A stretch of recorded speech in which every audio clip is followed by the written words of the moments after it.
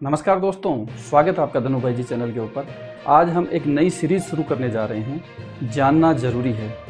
आजकल हमारे आसपास में कई ऐसे टर्म्स हैं जो नेशनल हैं, इंटरनेशनल हैं, देश से संबंधित हैं, विदेश से संबंधित हैं, जिनका अपने को पता नहीं होता लेकिन न्यूज़ हम उनकी सुनते रहते हैं। तो उसी को क्लियर करने के लिए, यानी उसके ऊपर अपने फोकस को बताने के लिए कि वो है क्या।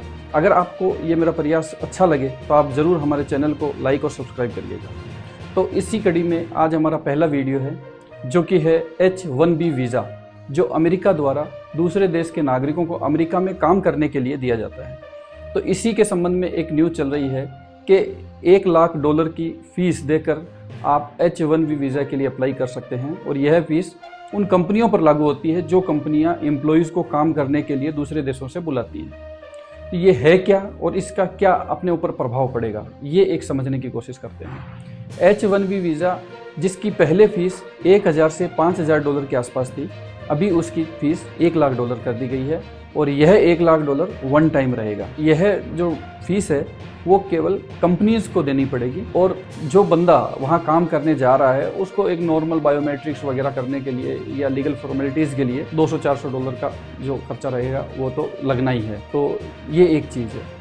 दूसरा, H-1B वीज़ा से हमारे को क्या प्रभाव पड़ेगा इंडिया को। देखिए, H-1B वीज़ा जो स्किल्ड वीज़ा कहलाता है, जो ऐसे लोगों को दिया जाता है जो लोग जिनके पास कोई स्किल है और वो बाहर विदेशों के अंदर जाकर काम कर रहे हैं। तो ऐसे में भारत के लगभग इस वीज़ा को प्राप्त करने वाले 70% लोग होते हैं, और इसके अंदर ज़्यादातर टेक कंपनीज के अंदर लगे हुए हैं।